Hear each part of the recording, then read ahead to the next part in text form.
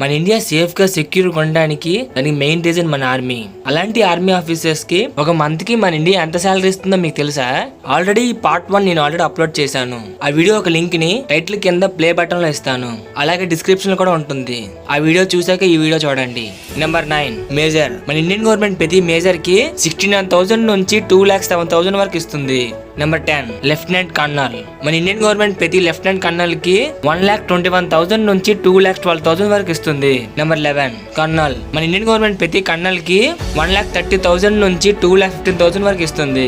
Number 12 brigadier. మన Indian government ప్రతి brigadier కి 1,39,000 నుంచి 2,17,000 వరకు ఇస్తుంది. Number 13 major general. మన ఇండియన్ గవర్నమెంట్ ప్రతి మేజర్ జనరల్ కి 1,44,000 నుంచి 2,18,000 వరకు ఇస్తుంది.